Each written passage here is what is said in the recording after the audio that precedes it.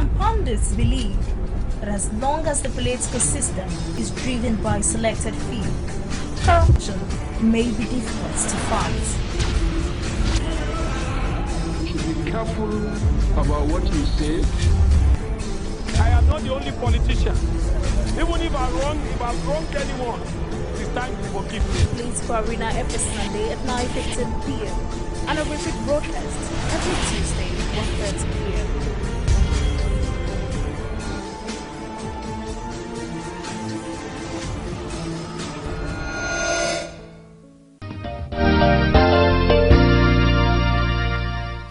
Many thanks for being there with us. It's So-Called Digest, and this is the discussion segment. And this segment will be focusing on bilateral relations as Buhari visits America. With me in the studio is a public affairs analyst, CHIJIOKE EZE. You're welcome into the studio. Thank you, Apple. And before we go ahead, we want to compare two visits of Nigerian presidents to the U.S. and we'll compare and contrast. And we're talking about Tafawa Balewa then, and now the visit of President Muhammadu Buhari. Let's have that of Tafawa Balewa.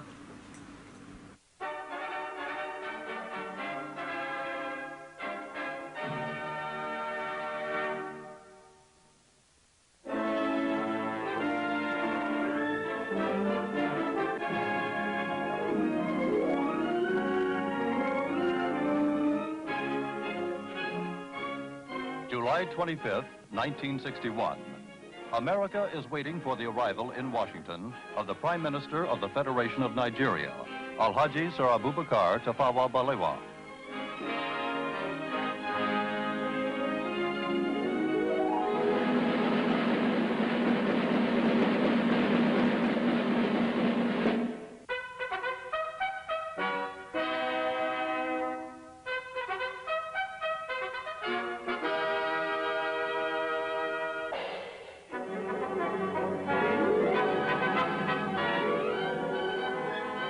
Prime Minister Balewa is making an official visit to America at the invitation of the President of the United States, John F. Kennedy.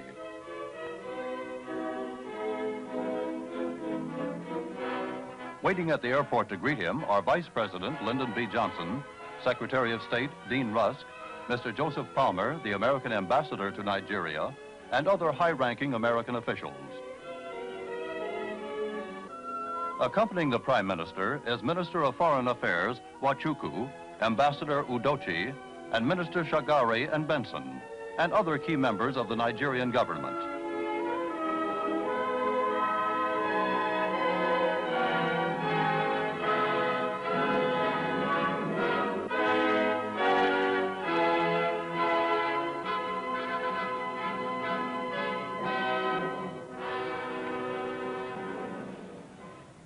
Mr. Prime Minister, I am honored to welcome you and the distinguished members of your party to the United States.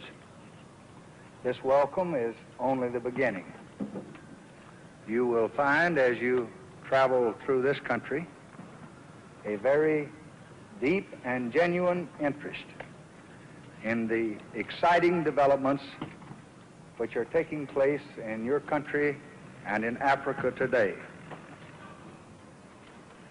I am very pleased to be with you in Washington today, and I look forward to the week which we are to spend among you. I have no doubt that the American people will receive us with all the kindness that they all receive strangers. This is just a brief reply to your very warm address of welcome. Thank you.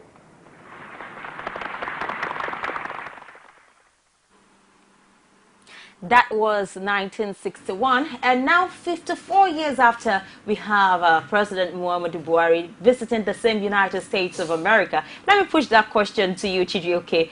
What happened? What changed? Because then we had attending to Tafawa Balewa, the then Prime Minister, the Vice President, the Secretary of State, and Ambassador to Nigeria. But now in the picture of the welcome I saw at the arrival, I saw James N. Swistle and I couldn't recognize the others I saw. And you remember James Entwistle is the ambassador to Nigeria. Correct. What happened to the VP? What happened to the Secretary of State? What changed? Well, I think it's maybe it's the Obama administration and how they would like to accept people. I don't think that so much has changed in their diplomatic process. But what I would like to point out is maybe the perception of Nigeria in 1961 as a newly formed country, you know, just handed over or just handed down from the Britons. So the perception at the time was very high, the outlook of the country, and unlike other countries that went through or obtained independence through war, thereby damaging relationships. In the case of Nigeria, it was peaceful, and the crop of people we had back at the time, people who had fought for independence, they were a bunch of very intelligent fellows who had also schooled abroad, and they were colleagues of these guys. So the perception that in 1961 was much higher on the other, that's different from now, that we've dealt with each other over a period, and new emotions have built in, and it's a completely different ballgame. Back then, of course, it was always white, but this time around we have a very personable American president who's black, and he likes to deal with things a lot differently. He's not as bureaucratic as the, you know, statutory American presidents have been in the past. So it would be easy to have one Obama, just a single Obama, offering his own personal respect, not just the traditional respect from president to president. He's a human being offering his personal respect to his his contemporary, so to speak, on another continent. So maybe that's it. It's just a personal touch of the two people involved. But the absence of the ambassador or the vice president, I don't know. I don't think it's of a very heavy diplomatic importance. You remember when many years back, I still did that. I know that the gap between when you schooled and when I schooled will be there. But then we see head flags on the road welcoming presidents or state governors, as the case may be. Correct. You saw that happen in America. And now I think even with the visit of the president, everybody goes about their businesses. And you mentioned something, the outlook, the perception. There were hopes, there were standards, there were maybe thinking of potentials for this nation. Are you saying those are not there again because we've dropped standards, lots of things have gone the negative way? And you'd also note that this is the first time a president coming from Nigeria, going from Nigeria to the U.S. would be accommodated in the Blair House. Correct. Well, many things have happened, and I'd like to say, I would like to first point out that the U.S. is Nigeria's largest foreign partner ever. What we do with the U.S., in fact, if you put together some continents, we don't even do a quarter, you know. But the thing is, in this case, so much has happened. Isn't it curious that in all these years, we have a president visiting in his official capacity to the U.S., not for a conference, not for a summit, not for any of those things. This is somebody leaving his country on an official visit to another country. It's quite curious that all these years our presidents haven't done that. I wouldn't know why. They probably have their foreign policy agenda. But I would like to say that because of what America would like to portray, they also distance themselves from certain characteristics. So it's understandable if maybe past presidents haven't gone to America. I would say yes, certain standards have dropped. Our political expectations from 1961 to this time have dropped. The economic expectations in 1961, we had the platform that was supposed to shoot us into where Singapore or Malaysia is today, or Brazil, or even South Africa. But these expectations have dwindled over the years, and maybe that is why. And you cannot rule out the image of Nigeria in the eyes of the world when you count Boko Haram, when you count the so-called accusations of human rights activities, and you count the 419 scam thing and its unprecedented popularity, to the point where Sony even did an advert, you know, saying if you believe something, then you believe every email that comes out of Nigeria, and the Ministry of Foreign Affairs had to scream blue murder, you know. so many things have happened that have damaged our image. And in 1961, you didn't have this many Nigerians in America living there. There was a lot of curiosity in 1961. Let's meet these guys. Who are they? What do they do? Do they have, well, forgive me, but it's quite derogatory. Do they have tails behind them? Which was part of the things they had then. But in this case, they've seen us. They've seen us in and out. They've seen our wars. They've seen our strife. They've seen us bouncing back. They see our brothers and sisters who live among them. So it's the curiosity level has dropped. And we're not, the president we have now is not a, how do I say it? He's not a Hollywood star. He's somebody who's about his business. He wants to go there, get what he has to do done. So he doesn't have that larger than life kind of image that will attract. I imagine if Gaddafi were to visit America, if he were alive and were to visit America, of course people would want to come and see who the media has called a beast, who the media has said, oh, this guy is responsible for the Pan Am air attacks, all of those things. But in the case of Muhammadu Buhari, he doesn't have a long history of many dealings with many countries. So he's quite conservative in character and in person.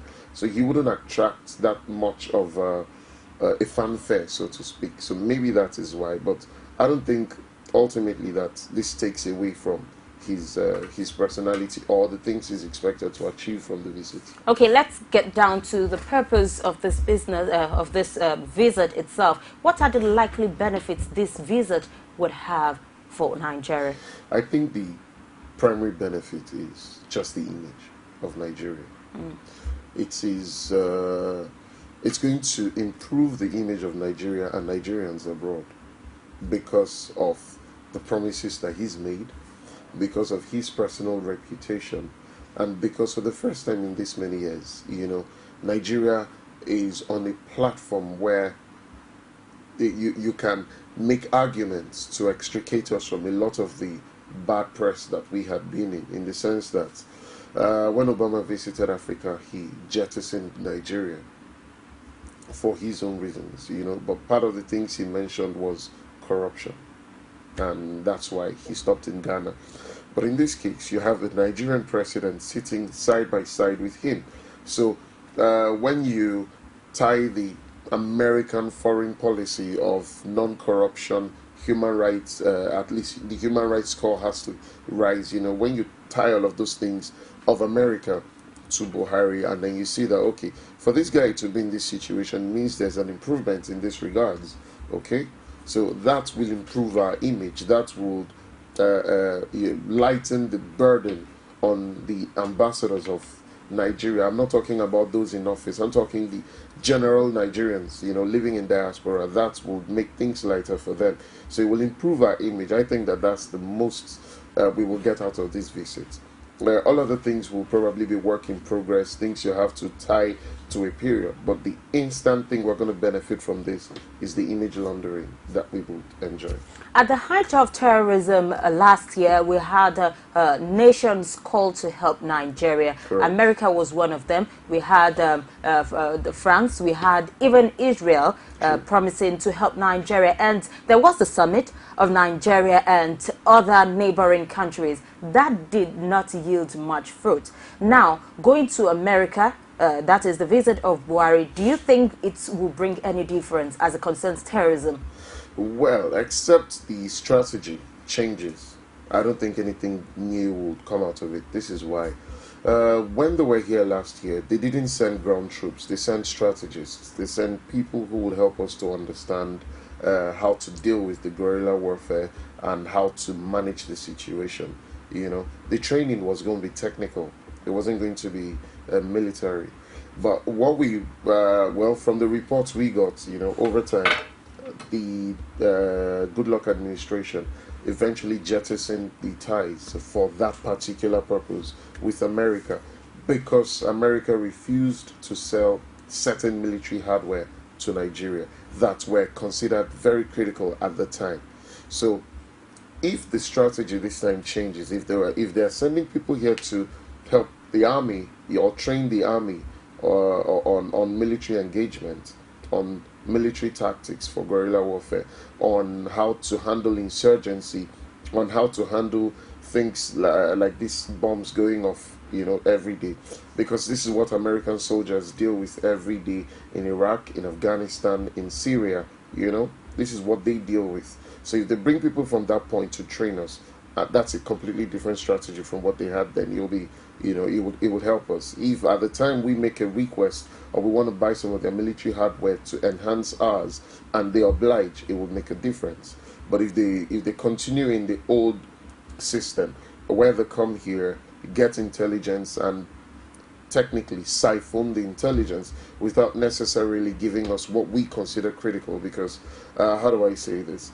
Let me give you an example. I'm sick, I'm in the hospital. I can feel pain all over me. I'm asking for a painkiller, and then you send me a psychologist to counsel me. Even though the psychologist is supposed to help me feel, comfortable or make me relax. But at that time, what I'm feeling is pain. I would rather a painkiller. So let's negotiate. You either give me the painkiller and then the psychologist. That way I can listen to you, not to take away what I'm demanding for and giving me what you think is best for me. So in this regard, if the American government does not, have or offer something that's going to give us instant impact, this may not really change from what we had the last time. But in a case where there is a change of strategy, do you see an immediate end to Boko Haram? Let me not use immediate. Maybe in the couple of months, see an end, even though we have change of strategies, considering the fact that America is actively involved in the war going on in Iraq, and yet we still have issues. So even if there are changes in strategies, do you think this Boko Haram menace can be brought to an end in a couple of months? Well, yes it can. Yes it can, if there's a change in strategy. This is it. We've never encountered guerrilla warfare the way it is today. And this is something that they've dealt with. They dealt with it in Afghanistan. They dealt with it in Iraq. They dealt with it through Saddam Hussein's time to today, and now they're dealing with a completely different enemy in ISIS. They dealt with it with Al-Qaeda, Even a few years ago with the Boston Marathon bombing, it's just that ours is a lot more frequent than it happens in America. If they bring military personnel to teach, to train, to help us understand how to engage, then we can look at, or we can draw a time frame to say, okay, within this time and this time we will reduce them drastically. Maybe not completely eradicate them within the time frame, but if that doesn't happen, and this has to happen with a lot of revelations, a lot of fanfare, a lot of media to push it, because if the army is winning a war and all we hear are Boko Haram bombings, it still will dampen the spirit of Nigerians. So this has to come with a lot of fanfare, because we are a country in dire need of assurances, and not just assurances of the mouth. We're talking about assurances of action. Okay, we need to see every day that the army is winning the war against insurgency. We need to see body counts. We need to see that, okay, the explosions have dropped from whatever percentage to this new percentage, and then that downward roll has to continue. If not, it wouldn't make so much of an impact in the minds of the average Nigerian.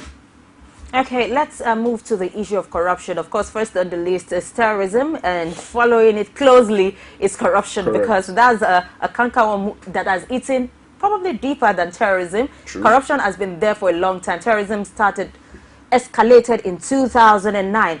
But let's talk about corruption. Do we need an America to help us tackle corruption? No, we don't.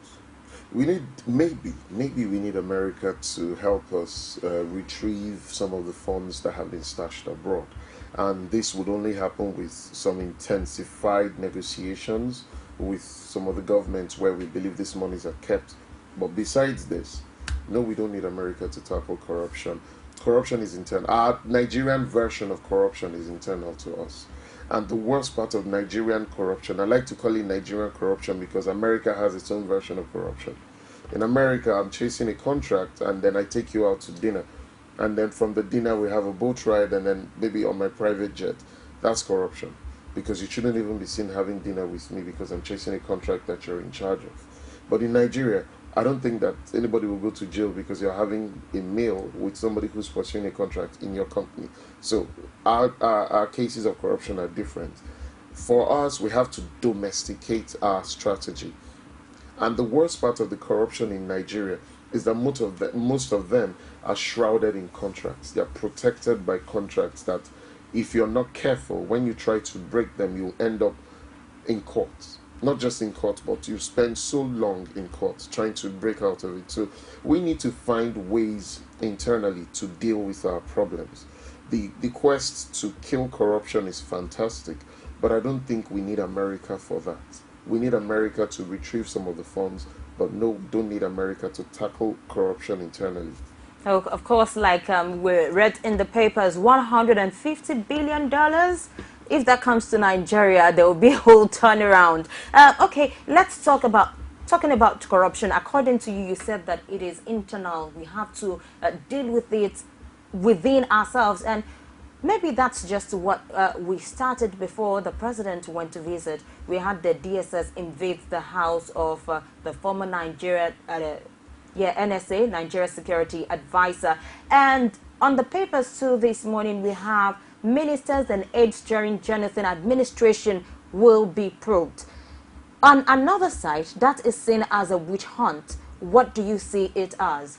Well, my opinion may not change the actions of the current government. Of course. But, you know, this is why we need to be careful when making certain promises. Because when Buhari was charged, so to speak, with the responsibility of weeding out or at least distancing himself from certain characters in APC, he said, oh, you know what, when I become president, should I win, I wouldn't probe anybody who had done whatever before me.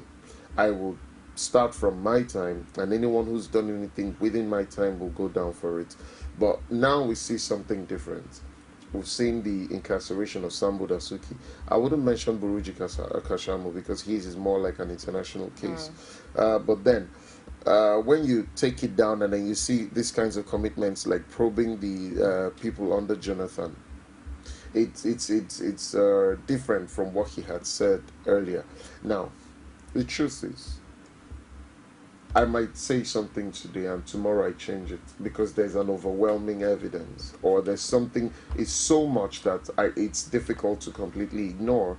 But truth is this, why we are in this discussion about this is because a lot of the things that we do in this country, from the government to the people, is shrouded in mystery. It's shrouded in a lot of darkness. It's shrouded so much in how do I say it, in mud, that nobody comes out to explain anything. Nobody comes out. I find it very appalling that Buhari is honoring an interview with the Washington Post to explain his visit to America without having spoken to anyone in Nigeria, any of the press. We have Guardian, we have you, Core TV, we have so many people, but then he gets to America and explains to Americans why he's there. But it's tantamount to a man who leaves his home, his wife and his kids, doesn't tell them what he's going out for, and then when he gets there, tells his people, the people he meets outside, this is why I'm here, and then those ones relay the message home to say, oh, this is why your father has come to my home. I find it completely disrespectful. Maybe because they still do not understand that they owe us the explanation. It's not a favor, it's a responsibility to explain to us. Now, let's take that aside and come back to the topic. Please, let me hold you a bit on that. You'd continue on that thought. You're at home, you're watching now, and you want to give us your own contribution, or how you feel, or what you expect of Buhari's visit to the United States of America. The phone number will be displayed on screen, and you will be allowed to tell us your own view, your own opinion, because this is what we do on Core Digest. Join us in the studio as we discuss bilateral relations as Buhari visits America. Just take the phone line on the screen, and note that if you're calling in, you can't hear me and hear yourself at the same time. You have to turn down the volume on your TV set. Okay, now let's continue. Okay, so back to the topic at hand. The incarceration of the principal officers or officers from the Jonathan administration. I'm not against it personally, because what is good for the goose is good for the gander. You need to, if you want to pursue corruption, pursue it. However, do not select. Okay, we have a call. Hello. Hello? You're welcome on Core Digest. Your name and where you're calling from. This is IK calling from Biafra. IK calling from where? Biafra. Did you say Gaffa? Biafra. Biafra. Oh, Biafra. Okay, you're welcome into the studio. Let us hear your view on the topic. Thank you. I just want to commend Mr. Speaker. He speaks very well, and please go ahead. Okay, we lost that call. You can keep on trying if the network is bad. And presently, I doubt if you have anywhere called Biafra in Nigeria. That's the southeast, yes? Well, yes. It's my home state. I'm from Enugu State. I know Enugu State to be part of Nigeria. I do not know that there is a confederate area of Nigeria called Biafra. We have another call, please. Okay. Hello? Hello, are you there?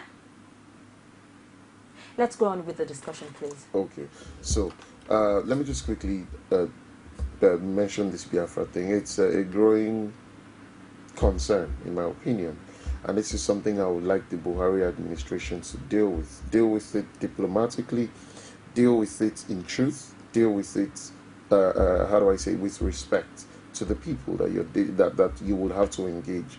The reason is, we saw this creep in Rwanda. Nobody took notice. Nobody cared, because it's a bunch of black people making noise, until the Hutus overran the Tutsis. And in the space of 90 days, about 1 million people were dead in Rwanda. I'm not sure of the number in Burundi, where the Tutsis were the ones taking out Hutus. We don't want this in Nigeria. Of course we don't. So this is something the Buhari administration needs to take very seriously and start to engage them now.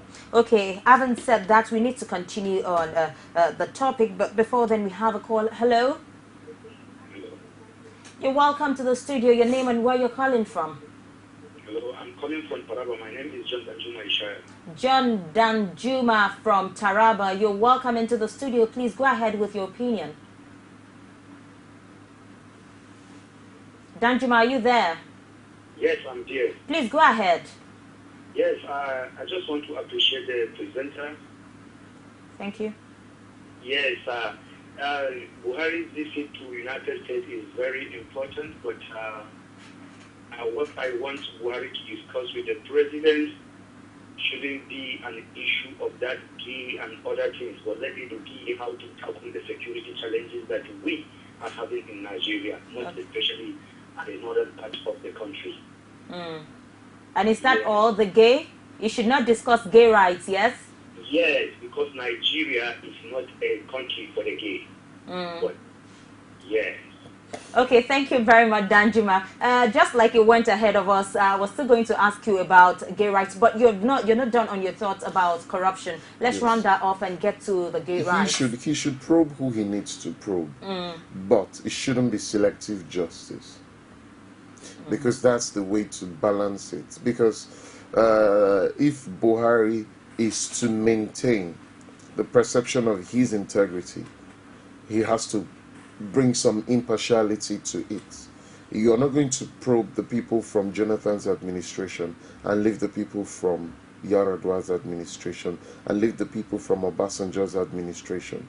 And if need be, go far ahead to the perceivable past, because we had all kinds of schemes. Operation Feed the Nation metamorphosed into Obasanjo Farms Nigeria Limited. SAP, that's Structural Adjustment Program under Buhari. Under, what's his name? Buhari. We had the Metro project, which got about 73 million. That was his time. Yes, he cancelled it because when he took over, Jakonde and Co had gone far. So you need, if you want to probe key things, but make it impartial. But if you're going to probe at all, Or if you're not going to do that, then maybe you should let those who want to do things. Or you go back to what you had promised the people, that I wouldn't probe these guys. I'm not against probing. I think he should probe, honestly speaking, but be impartial. Don't go after the Jonathan guys. Okay.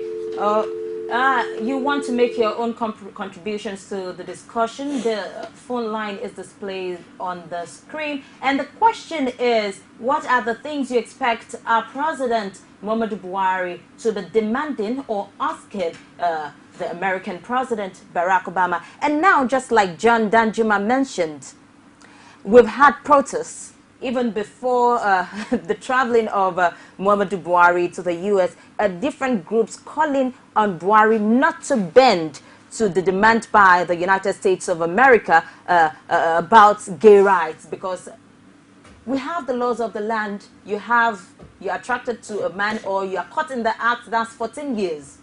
Do you think, or what do you think, how rather do you think Buhari should tackle this? His easiest escape route is... Sorry, we have a call. Hello, are you there? Hello? Your name and where you're calling from? Please, you can try again. Let's go ahead. The easiest escape route for him is to just attribute the gay law situation in this country to the will of the people. That's an easy way to get out of having to engage. But if he must engage, I think he might, it's an opportunity to stamp the current situation of the people's desires in this country. I'm not going to sit here and tell you that we don't have homosexuals or lesbians in this country, but I'm also not going to raise a finger against them. Be what you want to be, but keep it away from me and mine. That's my personal opinion. And I think that a bunch of moderate people also have the same... We have a caller, please. Hello? Yeah, hello. You're welcome. Good morning. Your name and where you're calling from? Yeah, my name is EZE. I'm calling from Macaulay. Did you say EZE? Yeah, EZE. Calling from Macaulay. EZE calling from Macaulay. Please turn down the volume on your TV set. I can hear myself. Go ahead with your contribution. Yeah, my TV is down already. Okay, please go ahead now.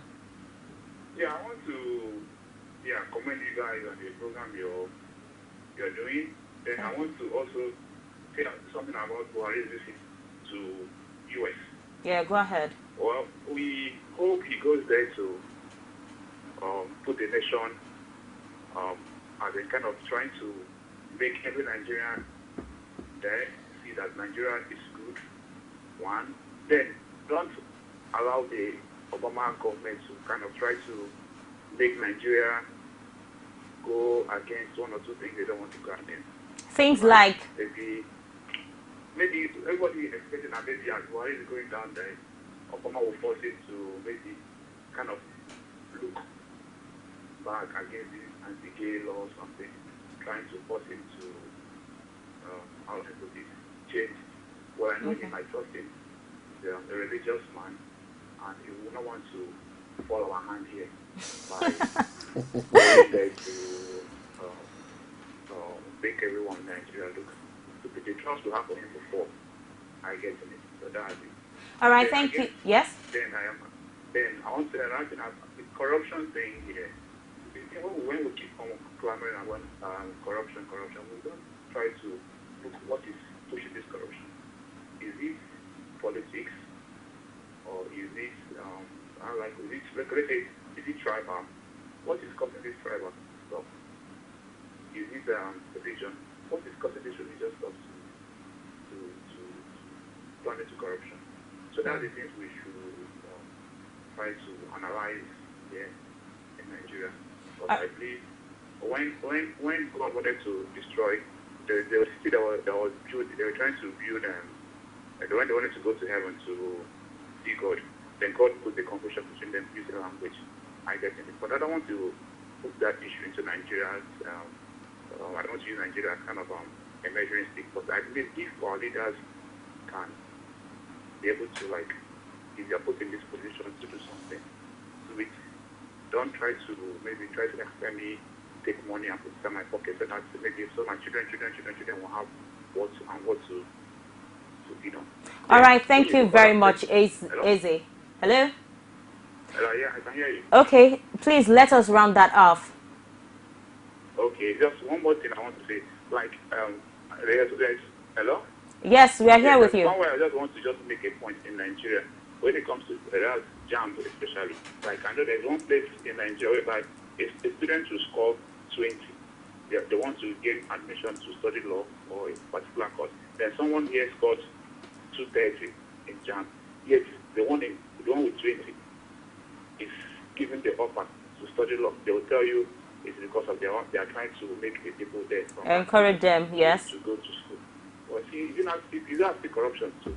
So thank you very much. Thank you very much, EZE. He said quite a number of important things. He was talking about corruption, and he said it's not just politics, tribalism, religion, where you know that someone else who is not of your ethnicity or religion is more competent, and yet you are what to someone you call your brother from your village or something. Yes, we're talking about corruption, but a very major thing on the hearts of Nigeria is Obama should not try to tamper with our anti-gay laws. But in a case where that is put in place as a condition for help, what should we do? Reject it. Just reject it. The reason is when we put the law in the first place, they came out and announced that they were going to sever certain ties with Nigeria.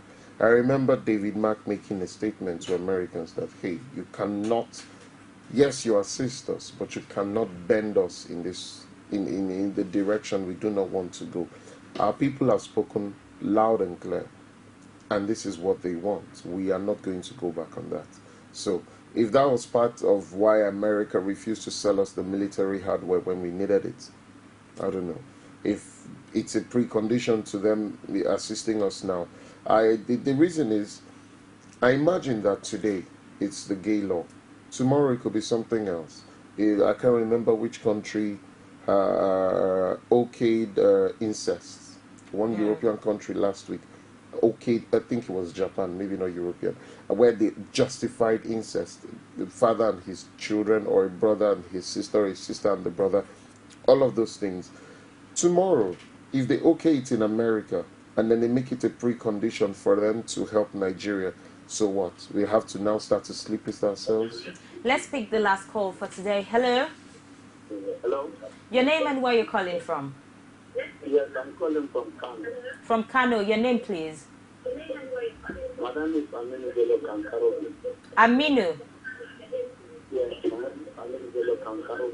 Okay, please, can you turn down the volume on your TV set? Yes, my name is Aminu Bello Kankaro. Yes, Aminu, I got that. Tell us what you expect of the visit of Buhari to America. Yeah. So what I want to say is, we only need Buhari to forget about the issue of gay. We don't like it at all. Because Nigerians doesn't like it. All we need to do, let him fight corruption. Let him check what Nigerians want, what we need to make Nigeria forward. Because people are dying here. It's hungry. People are dying. No food for Nigeria, nothing for Nigeria, a lot of trouble in Nigeria. So what we need is let Buhari and join the world to fight this Boko Haram issue, tackle corruption, all those big men that steal our money.